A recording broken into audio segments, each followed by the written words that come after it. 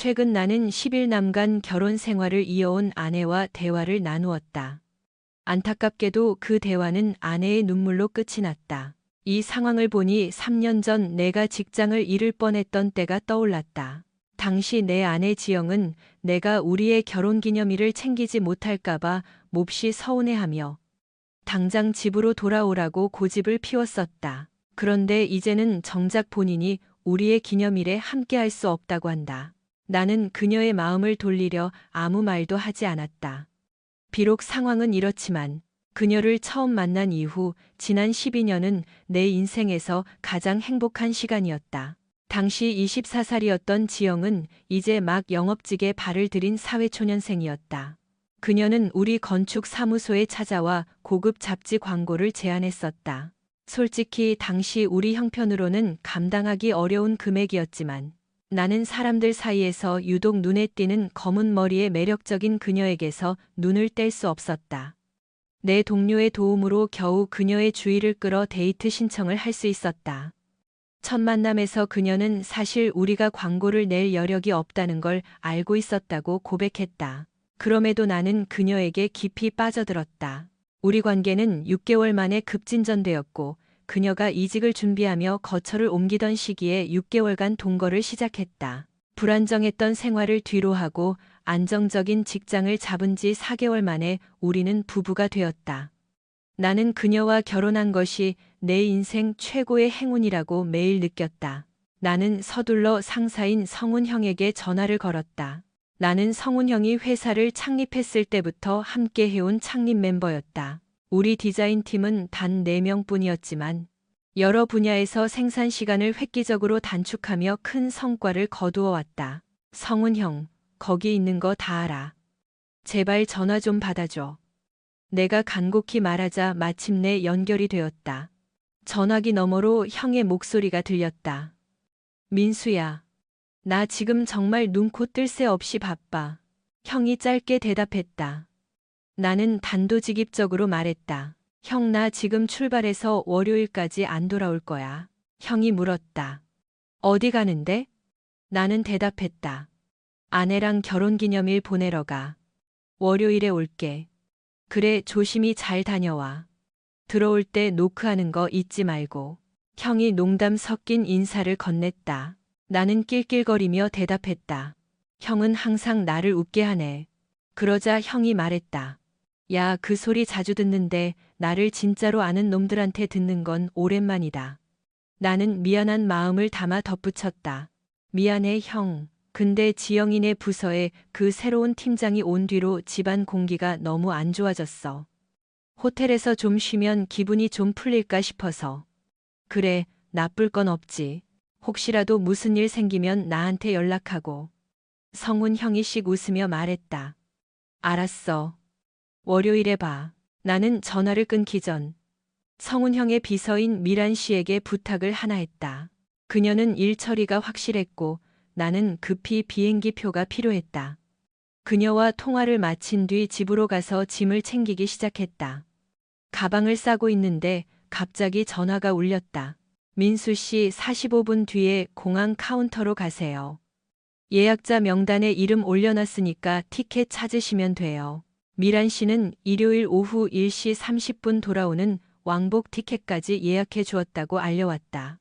안타깝게도 지영이가 묵고 있는 호텔은 빈 방이 없어서 2블록 떨어진 곳에 숙소를 잡았다고 했다. 조심히 다녀오시고 월요일에 봬요. 미란 씨의 말을 끝으로 나는 급히 욕실에서 면도 도구를 챙겨 가방에 넣고 집안을 점검했다. 평소답지 않게 커피 머신 전원까지 꼼꼼히 끄고 차로 달려갔다. 15년 넘게 운전하며 익힌 지름길 덕분에 속도를 꽤 냈음에도 여유 있게 공항에 도착했다. 체크인과 보안 검색을 마치고 드디어 비행기에 올랐다. 자리에 앉자마자 나는 이어폰을 끼고 음악을 틀었다. 사실 나는 비행 공포증이 조금 있는데 음악은 마음을 진정시키는데 큰 도움이 된다. 이륙 후 3시간 정도 지났을까. 지영과 함께하는 행복한 꿈을 꾸던 중 누군가 어깨를 툭툭 치는 소리에 잠에서 깨어났다. 요즘 업무 스트레스 때문에 밤잠을 설친 탓에 깊게 잠들었던 모양이다. 사실 지난 몇 달간 지영과 나 사이에는 보이지 않는 벽이 있었다. 2달 전부터 그녀는 나를 멀리하며 거리를 두기 시작했다. 모든 것은 그녀가 다른 회사의 동료에 대해 이야기하기 시작하면서부터였다. 그녀는 승진하여 자신의 부서를 맡게 된 뒤 회사의 결정이 틀리지 않았다는 것을 증명하기 위해 정말 열심히 일했다. 처음 2주 동안은 초주검이 되어 퇴근하면서도 박진우라는 남자를 어떻게 이길지 전략을 짜느라 바빴다. 하지만 시간이 흐르면서 그녀의 투지는 조금씩 수그러들었고 몇 주 뒤에는 그와 협력을 시작했다는 말을 꺼냈다. 큰 프로젝트를 공동으로 수행하게 되었다는 소식을 들었을 때부터 내 마음 한구석에는 불안함이 싹됐고 두 사람 사이에 묘한 기류가 흐르는 건 아닌지 의심이 들기 시작했다. 잠시 그런 생각을 했지만 지영은 항상 나를 안심시키곤 했다. 나는 짐칸에서 가방을 꺼내며 어떻게 하면 서프라이즈를 망치지 않고 자연스럽게 지영에게 저녁 식사를 제안할지 고민했다. 호텔로 가는 택시 안에서 기사님과 가벼운 대화를 나누던 중 기사님이 우리 숙소 사이에 위치한 분위기 좋은 레스토랑 하나를 추천해 주었다. 조명이 은은하고 매력적인 곳이라는 설명에 나는 내가 찾던 바로 그 장소라는 확신이 들었다. 호텔 체크인을 마치고 서둘러 샤워를 한 뒤 밖으로 나갔다. 지영이가 저녁을 먹으러 나가기 전에 만나야 했다. 로비에 있는 시계를 보니 벌써 오시 30분이 다 되어 가고 있었다. 북적이는 거리를 살핀 뒤 나는 리셉션 직원의 안내에 따라 걷기로 했다. 길은 찾기 쉬웠고 택시 기사님이 말한 샬레라는 식당은 그녀의 호텔에서 불과 몇 걸음 거리였다. 택시에서 내릴 때 기사님께 넉넉한 팁을 드렸던 기억이 났다. 오시 50분. 나는 그녀의 호텔 로비에 들어서서 프런트 데스크 줄에 섰다. 나는 한 여직원에게 미소를 지어 보였다. 그녀가 나를 가까이 오라고 손짓했다. 안녕하세요. 나는 정중하게 인사했다. 제 이름은 강민수입니다. 제 아내 강지영 씨가 지금 방에 있는지 알고 싶습니다. 실례가 안 된다면 통화할 수 있을까요? 강지영 고객님 말씀이시죠? 그녀는 기록을 확인하며 잠시 시간을 보냈다. 네, 투숙 중이시네요. 방에 계신지 확인해 드릴 테니 잠시만 기다려 주십시오. 그녀가 객실 번호를 눌렀다. 잠시 후 그녀는 미안한 표정으로 나를 보았다. 죄송합니다, 손님. 응답이 없으시네요. 메시지를 남겨드릴까요? 아니요, 괜찮습니다. 나는 약간의 실망감을 안고 대답했다. 기념일을 맞아 깜짝 놀라게 해주고 싶었다. 나는 직원에게 방금 나눈 대화를 아내에게 비밀로 해달라고 부탁했다. 물론입니다, 손님. 걱정 마십시오. 그녀가 나를 안심시켰다. 나는 그녀의 뒷말을 다 듣지 못한 채 식당에 가면 만날 수 있을지도 모르겠네요. 라고 답하며 인사를 건넸다. 좋은 밤 되십시오. 나는 로비 끝으로 걸어갔다. 그곳엔 사람들로 북적이는 넓은 라운지가 있었다. 사람들이 일하고 음식을 나르고 식사하는 모습으로 가득 차 있어 그녀를 찾기란 쉽지 않아 보였다. 나는 뒤쪽 벽 근처에 있는 화장실 쪽을 살피며 좌우를 훑었다. 필사적으로 그녀를 찾았지만 보이지 않았다. 일을 마친 뒤 라운지 입구 근처에 앉아 다시 한번 실내를 관찰했다. 고풍스러운 분위기였지만 이렇게 붐비는 곳에서 그녀를 찾기란 불가능에 가까워 보였다. 그런데 그때 익숙한 소리가 들렸다. 지영이의 목소리와 똑 닮은 웃음소리였다. 나는 벽을 따라 시선을 옮겼지만 높은 칸막이들이 시야를 가려 앉아있는 사람들의 얼굴만 간신히 보일 뿐이었다. 나는 그녀의 눈에 띄지 않게 조심스럽게 다가갔다. 한 걸음씩 테이블 사이를 지나가다가 통로에서 세 번째 테이블에 도달했을 때 마침내 그녀를 발견했다. 그녀는 낯선 남자와 즐겁게 대화를 나누고 있었다. 평소 아끼던 우아한 원피스 차림의 그녀는 눈부시게 아름다웠다. 그들의 모습은 마치 오랫동안 함께해온 사이처럼 너무나 자연스럽고 편안해 보였다.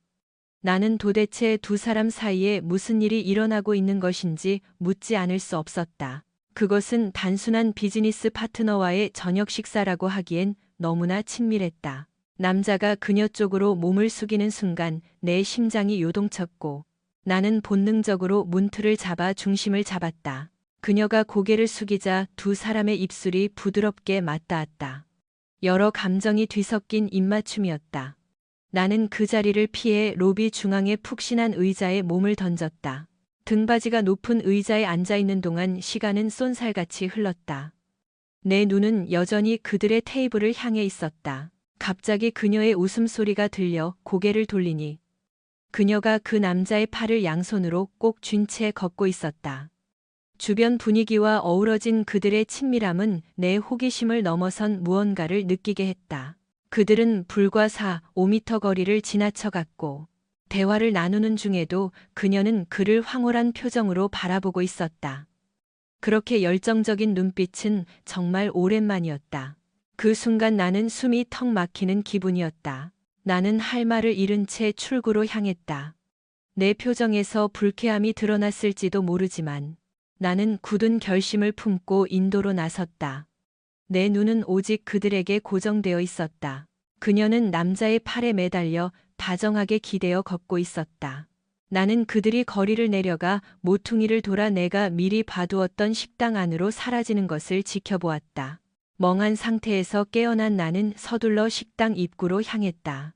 문득 주변 시선이 의식되어 나는 속도를 늦추고 그들이 자리를 잡을 때까지 기다렸다. 나는 심호흡을 하며 마음을 가라앉혔다. 나는 침착함을 유지하려 애썼다. 그들의 표정에는 분명 깊은 의미가 담겨 있었지만 나는 여전히 그 실체를 다 파악하지 못한 채 더 많은 것을 확인하고 싶었다. 나는 결심한 듯 문을 열고 조심스럽게 안으로 들어갔다. 입구 쪽 벽에 붙어 서서 눈이 어둠에 익숙해질 때까지 기다린 뒤 실내를 살폈다. 마침내 구석진 2인용 테이블에 앉아 있는 두 사람을 발견했다. 나는 벽을 짚으며 조용히 다가가 자리를 잡았다. 작은 테이블에 앉아 웨이트리스가 다가왔다. 주문하시겠습니까? 더블 스카치, 온더락으로 주세요. 나는 그들의 대화를 엿듣기 시작했다. 내일 미팅이 십시니까 오늘은 늦게까지 축하해도 돼. 남자가 지영에게 속삭였다. 당신이 남편 말에 휘둘리지 않고 여기 남아서 다행이야. 우리의 2개월 기념일을 그냥 넘길 순 없지. 벌써 2개월이라니 믿기지 않아요. 지영이 감탄하며 말했다. 앞으로 더 길어질 거야. 남자가 덧붙였다. 당신만 좋다면. 출근 첫 주 주말에 내 제안을 받아줬을 때 정말 좋았어. 그가 회상하자 지영은 웃으며 말했다. 유부녀인 척 연기하느라 힘들었다고요. 그녀는 회사 선배인 미정 씨 앞에서 그가 데이트 신청을 했던 순간을 떠올리며 믿기지 않는다는 듯 고개를 저었다. 지영이 유부녀라는 걸 그도 알고 있었다. 사실 미정 씨가 당신도 나를 좋아한다고 말해줬어. 남자가 말했다. 우리 사이를 이어준 미정 씨한테 맛있는 거라도 사야겠네요. 지영이 제안했다. 그때 직원이 술을 가져왔고 진우라는 그 남자는 잔을 들어 건배를 청했다. 그들은 함께 보낸 환상적인 2개월과 앞으로 다가올 수많은 날을 위해 건배했다.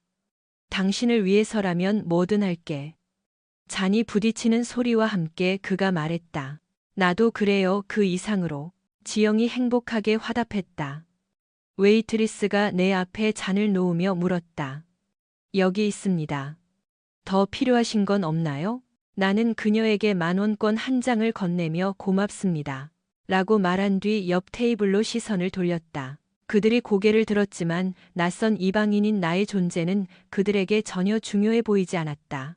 지영은 그 남자의 시선을 따라 나를 보게 되었다. 나는 그녀를 쳐다보며 말했다. 알다시피 남자는 이런 순간을 기록하기 위해 항상 카메라를 들고 다녀야 해. 그녀의 표정은 정말 압권이었다. 당장이라도 포스터로 찍어낼 수 있을 만큼 경악한 모습이었다. 그녀는 아무 말도 못한 채 입술만 달싹였다. 와, 2개월이라니. 정말 특별한 기념일이네. 나는 우리의 기념일을 떠올렸지만 11년이라는 세월 속에서 그 새로움은 이미 퇴색된 지 오래였다. 나는 두 사람을 번갈아 보며 혼잣말을 하듯 내뱉었다. 2개월 기념일이라니. 열정과 번영의 상징이지. 안 그래? 당신들 같은 사랑스러운 커플에게는 선물이 필요할 것 같아서 준비했어. 나는 지영에게 내 결혼 반지를 던졌다. 그리고 진우 씨, 이건 당신을 위한 서프라이즈야. 나는 지영의 비명을 뒤로하고 더 이상 이곳에 머물면 큰일이 날 것 같다는 생각에 발길을 돌렸다. 나는 당황해하는 진우를 진정시키려는 지영에게 말했다. 그 친구한테 내 집에 안 온 게 얼마나 천만다행인지 전해줘.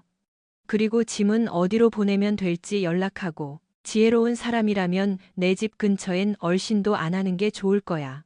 코에 얼음찜질 좀 하면 좀 나을 거다. 나는 클럽을 빠져나와 호텔로 향했다. 지영은 아마 내 현재 주소를 모를 것이고, 내가 그녀에게 한 행동을 생각하면 그녀가 나를 붙잡으려 먼저 다가오지는 않을 것이 분명했다. 나는 로비로 달려가 리셉션에 물었다. 실례합니다. 항공사 연락처 좀 알 수 있을까요? 급히 비행기 표를 예매해야 합니다. 직원이 물었다. 네, 손님. 어느 항공사를 원하시며 목적지와 출발 시간은 언제쯤으로 생각하시나요? 필요한 정보를 전달하자 그녀는 예약 내역을 객실로 알려주겠다고 했다. 방으로 돌아온 나는 초조하게 서성였다. 이 말도 안 되는 상황에 정신이 아득했다.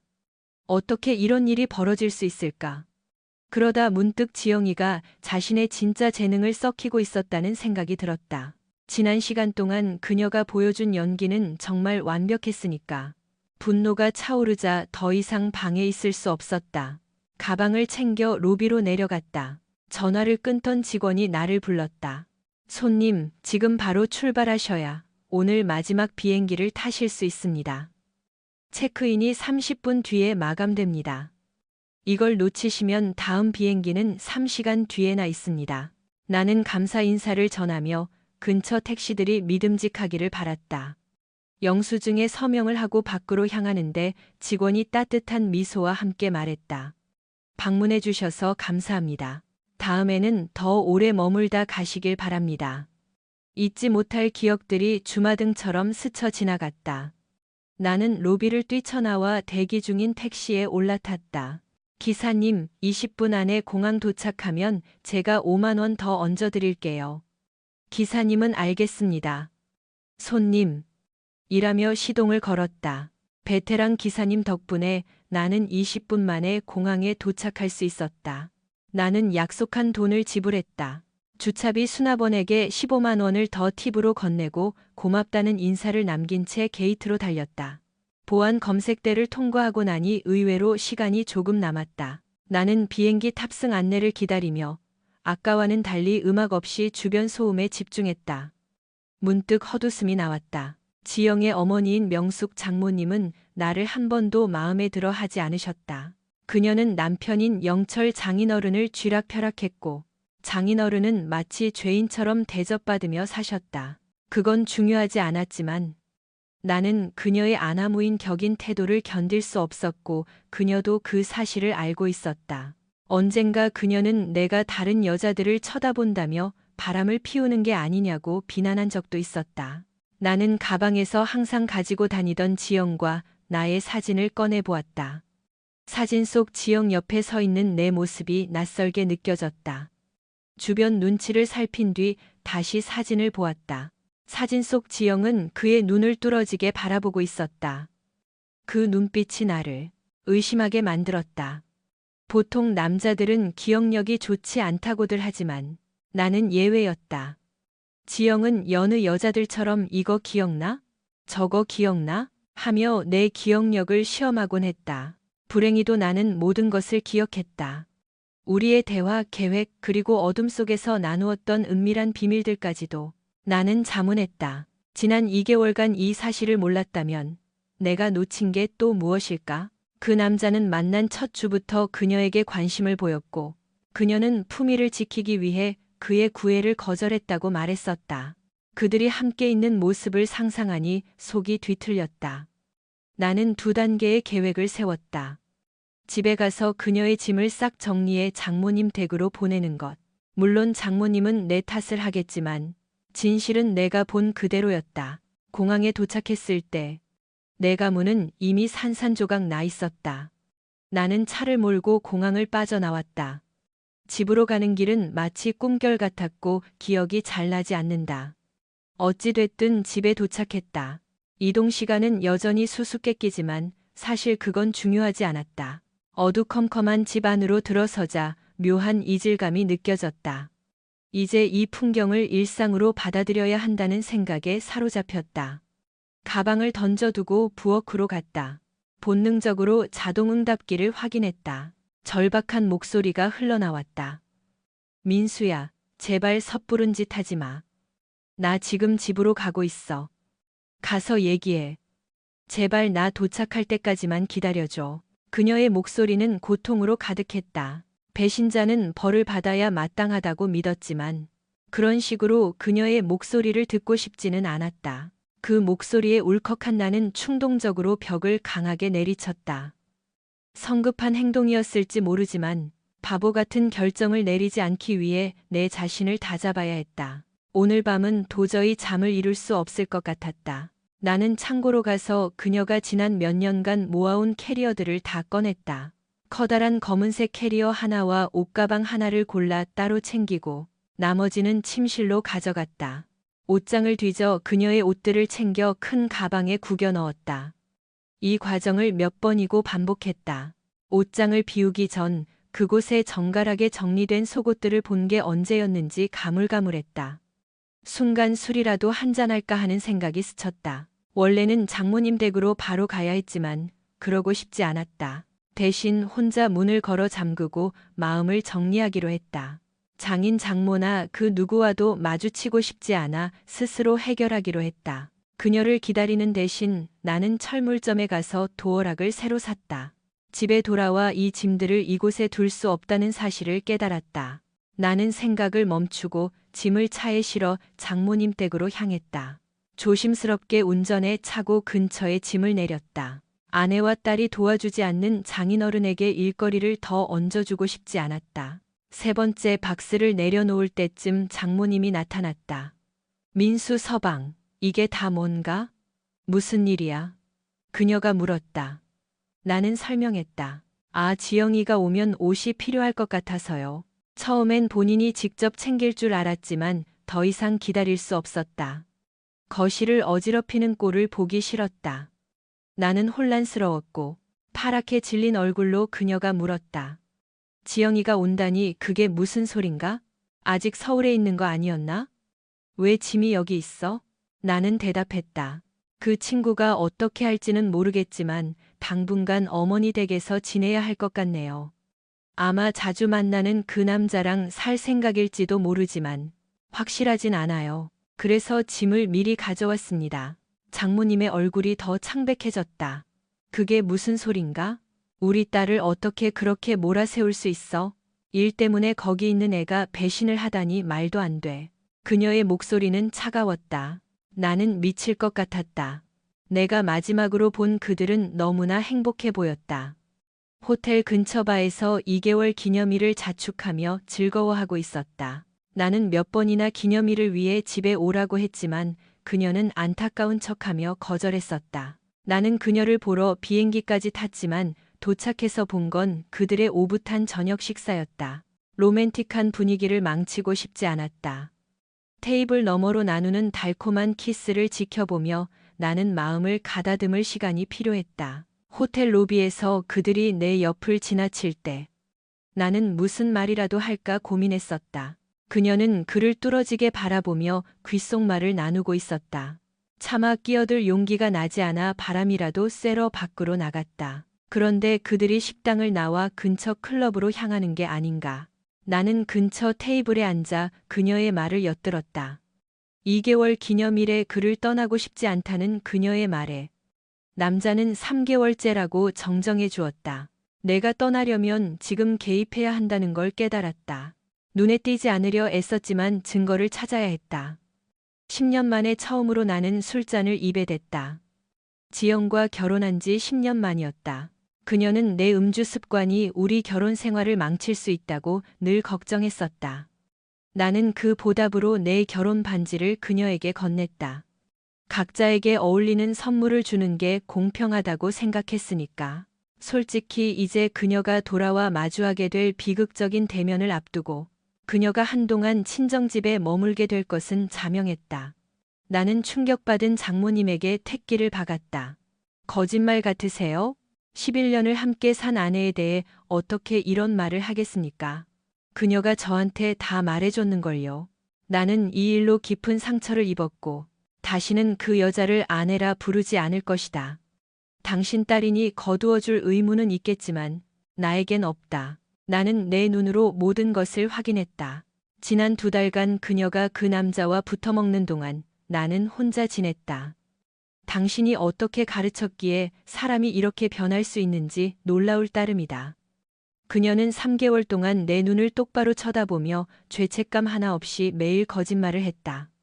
만약 내가 그녀를 다시 받아줄 거라 생각한다면, 그녀를 다시 집으로 들인다면 그건 그녀보다 내가 더 바보라는 뜻이겠죠.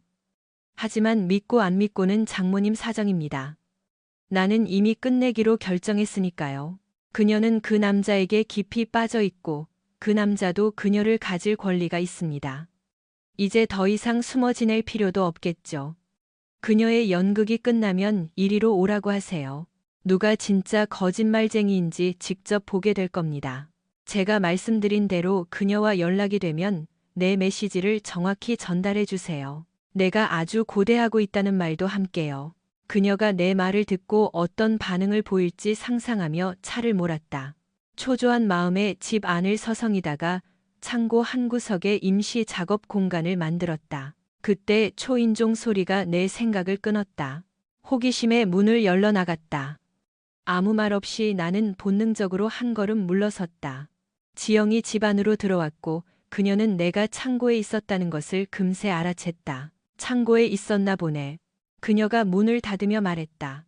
노크했는데 못 들었나 봐. 그냥 정리 좀 하고 있었어. 나는 방 안의 어수선한 상태를 살피며 대답했다. 지영은 한숨을 내쉬며 말했다. 엄마한테 연락받았어. 이미 마음 굳힌 것 같네. 나를 어떻게 할 생각이야? 지영은 슬픔과 실망이 섞인 표정으로 나를 보았다. 뭘 기대한 거야? 당신이 바람을 피워도 내가 아무렇지 않을 줄 알았어? 내가 물었다. 그녀는 잠시 침묵하더니 대답했다. 생각이 짧았어. 적어도 이성적이지 못했지. 너무 답답했어. 다 미안해. 자백이라도 한 줄 알았는데 아니었군. 내 머릿속을 어지럽힐 사람이 옆에 없으니 참 좋더라. 누군가와 저녁을 먹고 클럽에 가고 어둠 속에서 속삭이며 입 맞추던 그 느낌이 그립긴 해. 하지만 내 눈을 똑바로 쳐다보며 망설임 없이 나를 속이는 여자와는 함께할 수 없어. 내 집, 내 음식, 내 인생을 공유하면서 뒤로는 다른 남자와 붙어먹는 그 모습 말이야. 참 보기 좋지 않나? 정말 우리의 11년을 이렇게 쉽게 버릴 거야? 그녀가 물었다. 무슨 소리야? 당신은 나한테 물어보기라도 했어. 민수야? 내가 다른 사람이랑 진지한 관계를 맺어도 당신이 괜찮을지? 이 질문이 평생 나를 괴롭힐 줄 알았는데 이제는 아무 의미 없다는 걸 깨달았다. 이제 당신과 내가 이름조차 기억 못하는 그 남자는 내 눈치 안 보고 자유롭게 지내면 돼. 누구와 결혼기념일을 보낼지 고민할 필요도 없겠지. 나는 의자 쪽으로 걸어가며 말했다. 당신 입장을 이해할 것 같네. 지영이 답했다. 정말 이해한다고, 지영아? 난 정말 의심스러운데 당신에겐 그저 가벼운 외도였을지 몰라도 벌써 정당화할 방법까지 찾아낸 것 같으니까. 심지어 내 탓으로 돌릴 생각인가? 내 행동이 당신을 다른 남자에게 밀어넣었다고? 내가 묻자 그녀는 고개를 숙이고 대답했다. 아니, 당신 탓을 하는 게 아니야. 그냥 어쩌다 보니 그렇게 됐어. 2개월 동안 배우자 몰래 바람을 피우는 건 어쩌다 일어나는 일이 아니야. 노력이 필요하지. 게다가 그 관계를 유지하기 위해 비밀을 지키는 데는 더 큰 노력이 필요하고. 그런데 말이야, 당신 정말 연기 잘하더라. 나는 당신을 전적으로 아무 조건 없이 사랑했어. 두 사람이 함께 시간을 보낸 게 믿기지 않을 정도야. 당신이 나를 속이며 비웃었을 것과 어젯밤 그 눈물 섞인 통화가 다 연극이었다고 생각하니 소름이 돋아. 정말 대단한 연출이야. 차라리 직업을 바꿔보는 게 어때? 최근 오스카 수상자들보다 당신 연기가 훨씬 훌륭해. 나는 나도 모르게 헛웃음이 터져 나왔다. 의도치 않은 비아냥이었다. 어디서 그런 말이 나오는지 모르겠지만 당신은 나를 사랑하지 않는 게 분명해. 사랑하는 사람을 이런 식으로 대한다면 나한테 화내지 마. 그 모든 일을 겪고도 내가 당신을 사랑하지 않는다고 믿는 거야? 11년이야. 그녀가 억울한 듯 항의했다. 잘 들어, 지영아. 질문하는 거 좋아하는 것 같으니 나도 하나 하지. 당신은 스스로를 아주 잘 안다고 생각하겠지? 자, 상상해봐. 내가 다른 여자와 아주 잠깐 실수를 했다고 치자. 깊은 관계도 아니야. 당신이라면 어떻게 반응할 것 같아? 내가 물었다. 그녀는 내 쪽으로 몸을 기울이며 낮은 목소리로 대답했다. 솔직히 말하면 당신을 당장 집에서 쫓아내고 이혼 소송을 시작하겠지. 나는 그녀의 솔직함에 고맙다고 했고, 상상만으로도 그런 반응이 나올 줄 알았다고 답했다. 내 성격에 당신한테 뭘 던졌을지도 모르지. 그녀는 씁쓸한 미소를 지으며 그럴지도 라고 답했다. 그럼 이제 이걸 상상해봐. 거의 3개월 동안 우리가 함께한 매일매일이 나에겐 아무 의미 없었다고. 모든 게 우리 관계가 멀쩡한 척 당신을 속이기 위한 연극이었던 거야. 사실 내 마음은 이미 다른 사람에게 가 있고, 당신 곁을 떠나면 바로 그 사람에게 달려갔던 거지. 이래도 당신이 13년 가까이 나를 사랑했다고 믿어줄까? 자신있게 말해봐, 지영아. 나는 진지하게 말했다. 꼭 내가 이 상황에 전혀 관심이 없다는 듯이 말 안 해. 당신과 보낸 시간은 나에게 정말 소중했어. 그냥 사교적인 대화가 아니라 당신 곁에 있는 게 진심으로 좋았다고. 그녀가 말했다. 우리가 마지막으로 친밀했던 게 언제인지 기억나, 지영아? 당신이 먼저 나한테 키스한 게 언제야? 아내로서 행동했던 건? 내가 보고 들은 것들이 있는데 당신이 여기 서서 나를 사랑한다고 말하는 걸 어떻게 믿으라는 거야. 나 바보 아니야. 그 남자가 회사에 온 날부터 당신이 미정 씨랑 그 남자 얘기하면서 낄낄거리는 거 다 들었어. 사무실에서 말이야. 그리고 둘이서 당신들을 맺어준 미정 씨한테 선물까지 하려 했지. 벌써 다음 들러리까지 정해둔 모양이네. 신랑 들러리만 구하면 결혼식 준비 끝이겠어. 나는 의자에 기대며 비꼬았다. 결국 당신도 나랑 똑같은 사람이네. 법원 서류가 집 앞까지 배달되길 기다려야 하나? 지영이 물었다. 무슨 일이야? 그녀가 되물었다. 우선 당신이 어디 살지 알아야 서류를 보내지. 배달원이 당신을 못 찾으면 곤란하잖아. 내가 당신 집 앞에서 이혼 서류를 들고 기다려줄게. 그 정도 특권은 내가 누려야겠어.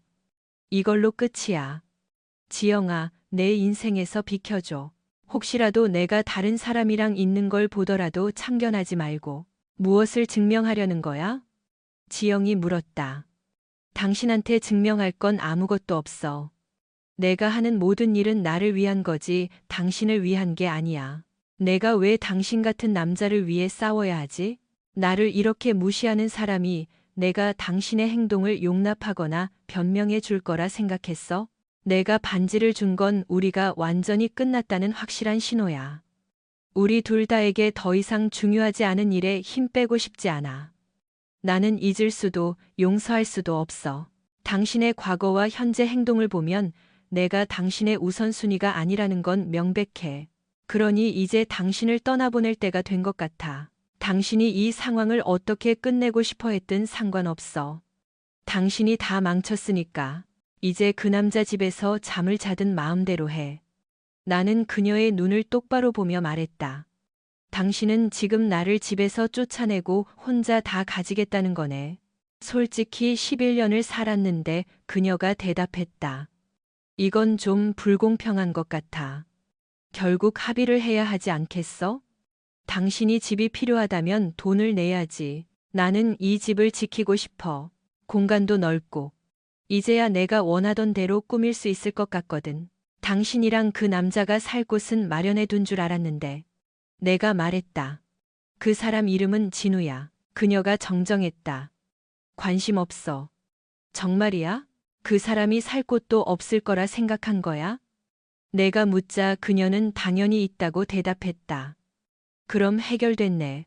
나는 그녀의 대답을 기다리다 문득 깨달았다. 아, 그 남자의 아내가 이 합의에 동의할 거라고 생각 안 하는 모양이네. 그녀의 표정을 보고 나는 덧붙였다. 잠깐, 당신 그 남자에 대해 다 조사한 거야? 그 사람이 유부남인 건 어떻게 알았어? 그녀가 진지하게 물었다. 농담하지 마. 내가 정말 아무것도 모를 줄 알았어? 아니면 당신이 왜 여기 있겠어? 문제가 뭐야?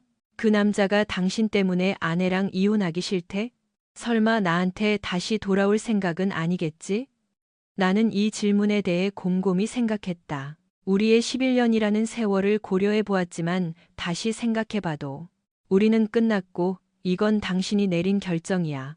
우리가 함께한 환상적인 2개월을 잘 간직하고 앞으로 더 행복하길 빌게. 기억해. 내가 반지를 줬을 때 이미 끝난 거야. 11년이라는 세월을 핑계 삼지 마. 그 세월은 과거의 당신에게도 지금의 나에게도 중요하지 않으니까. 그래서 나는 그 11년을 법적 서류로 보상해 주려고 해. 서류가 준비되는 대로 보낼게. 집을 사겠다는 제안은 유효해. 당신이 원하지 않는다면 말이야. 집에서 나가줘. 나중에 와서 필요한 건 다 가져가도 돼. 당신은 정말 아무 미련 없이 떠날 준비가 됐나 보네. 이혼하고 당신 갈 길 가. 동정심이라도 유발해 보려나 본데 분명히 말할게. 나는 내가 믿을 수 없는 사람과 한 지붕 아래 살 수 없어서 떠나는 거야. 당신을 다시는 믿지 않을 거야. 그래서 당신 계획은 뭐야? 이 집을 혼자 다 갖겠다는 거야? 내가 물었다. 아니, 이 집을 지키고 싶지는 않아. 며칠만 시간을 줘. 새로 살 곳을 알아보고 짐을 대부분 챙겨 나갈게. 그녀는 주머니에서 손을 빼며 물었다. 이건 어떻게? 그녀가 반지를 내밀었다. 당신 마음대로 해. 오, 좋은 생각이 있어.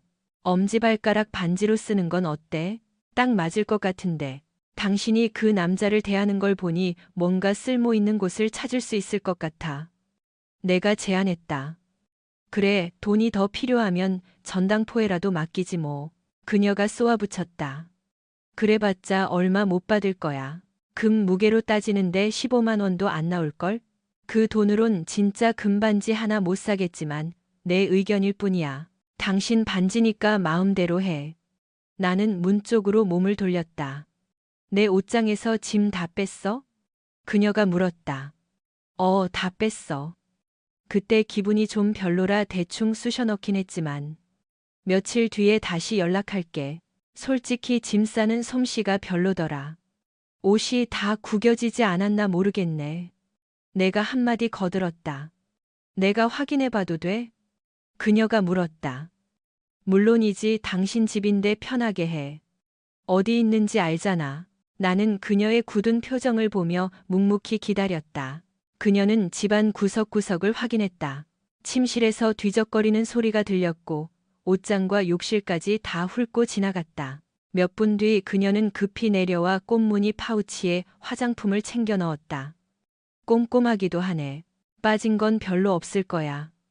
이사할 때 연락해야 할지도 모르겠어. 그녀가 억지 미소를 지으며 말했다. 물론이지. 우리 집에서 너무 가깝지만 않다면 기꺼이 도와줄게. 나는 친절하게 미소 지으며 일어나 문을 열어주었다. 그녀가 산책이라도 가자고 제안했을 때 나는 잠시 망설이다가 좋은 생각이 떠올랐다. 나더러 대신 뛰어달라는 부탁치고는 너무 과한 거 아니야? 나는 진지한 표정으로 물었다. 여기서 나한테 키스해줘. 그녀가 대답하며 몸을 돌려 나가려 했다. 자기가 어디 갔다 왔는지 아는 사람한테 키스할 용기는 없네. 나는 문을 닫으며 대꾸했다. 그것이 우리 연락의 마지막이었다. 3개월 후, 내 변호사는 필요한 모든 이혼 서류를 접수했고 월요일에 사무실로 찾으러 오라고 했다. 그날 내 일정은 두 곳이었다. 변호사 사무실과 장모님 댁. 유일한 목표는 지영의 서명을 받아 이혼을 확실히 매듭짓는 것이었다. 그녀의 집 앞에 차를 세웠을 때 재결합에 대한 헛된 희망 따위는 없었다. 나는 잠시 멈춰서서 익숙한 외관을 바라보며 이 마지막 임무를 완수할 것을 다짐했다.